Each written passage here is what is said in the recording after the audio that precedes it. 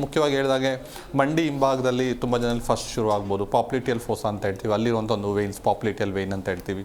ಅಥವಾ ಕಾಲಿನ ಭಾಗದ ಒಂದು ಬೋನ್, ಶಿನ್ ಬೋನ್ ಅಂತ ಹೇಳ್ತೀವಿ. ಸೊ ಅಲ್ಲಿ ಎಸ್ಪೆಷಲಿ ಮಧ್ಯಭಾಗದ ಅಂದರೆ ಯಾವ್ಯಾವ ಜಾಗದಲ್ಲಿ ವೇನ್ ಮೇಲ್ಭಾಗದಲ್ಲಿ ಇರುತ್ತೆ, ಸೊ ಅಂಥ ಕಡೆ ಬೇಗ ಅಫೆಕ್ಟ್ ಆಗೋದು ಅಥವಾ ಅಲ್ಲಿ ಕಾಣಿಸ್ಕೊಳ್ತಾ ಹೋಗುವಂಥದ್ದು ಇರುತ್ತೆ. ನಂತರದಲ್ಲಿ ಇನ್ನೂ ಸಿವಿಯರ್ ಆಗ್ತಾ ಹೋದಾಗೆ ವೇನ್ ಯಾವೆಲ್ಲ ಜಾಗಕ್ಕೆ ಹರಡ್ಕೊಂಡಿರುತ್ತೆ ಆ ಕಡೆಯೆಲ್ಲ ಅವ್ರಿಗೆ ಅದು ಬಲ್ಜ್ ಆಗ್ತಾ ಹೋಗುವಂಥದ್ದು ಕೂಡ ನಾವು ನೋಡ್ತಕ್ಕಂಥ. ಈ ವೆರಿಕೋಸ್ ವೇನ್ಸ್ಗೆ ಕಾರಣ ಏನು ಅಂತ?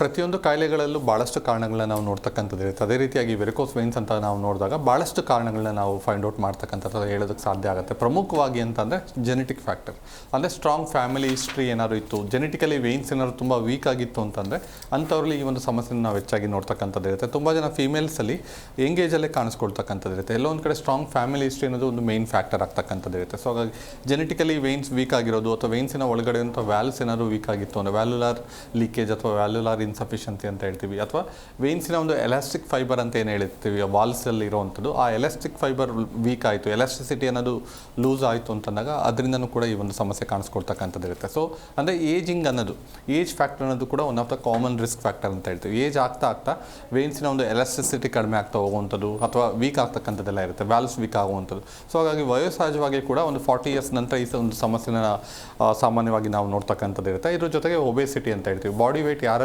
ಅಬ್ನಾರ್ಮಲಿ ಹೈ ಇರುತ್ತೆ ಅಂಥವರಲ್ಲಿ ಕೂಡ ಈ ಒಂದು ವೆರಿಕೋಸ್ ವೇನ್ ಸಮಸ್ಯೆನ ನಾವು ಹೆಚ್ಚಾಗಿ ನೋಡ್ತಕ್ಕಂಥದ್ದು ಇರುತ್ತೆ. ಸೊ ಏನಾಗುತ್ತೆ, ಈ ವೇನ್ಸಲ್ಲಿ ಬ್ಲಡ್ ಫ್ಲೋ ಆಗೋದಕ್ಕೆ ಮೇನ್ ಮಸಲ್ಸ್ ಕೂಡ ಕಾರಣ ಆಗ್ತಕ್ಕಂಥದ್ದು ಇರುತ್ತೆ. ಮಸಲ್ ಕಾಂಟ್ರಾಕ್ಷನ್ ಪ್ರಾಪರಾಗಿ ಆಯಿತು ಅಂತಂದಾಗ ಸೊ ಬ್ಲಡ್ ಫ್ಲೋ ಈಸಿಯಾಗಿ ಆಗ್ತಕ್ಕಂಥದ್ದು ಇರುತ್ತೆ.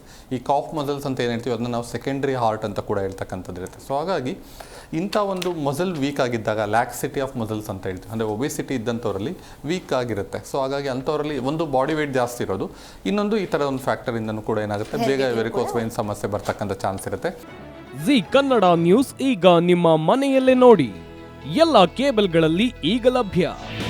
ನಿಮ್ಮ ನೆಚ್ಚಿನ ಜಿ ಕನ್ನಡ ನ್ಯೂಸ್ ಈಗ ಸನ್ ಡೈರೆಕ್ಟ್ ನಲ್ಲಿ number 292, Tata play number 1664, Jio TV number 1334, NXT digital number 30, in cable number 30, city networks 51, U digital number 162, GTPL number 17, Rockline telecommunications number 42, Shri Basaveshwara cable number 168, rural cable network 60, Vinayaka digital 57, Abhishek cable 821, city channel 53, Siddeshwara cable network 57, ವಿ4 digital infotech 628, Surya digital networks 53, Gajanan digital number 836, Malnad infotech private limited number 56, Metrocast number 830, victory digital number 167ರಲ್ಲಿ ನೋಡಿ ಆನಂದಿಸಿ.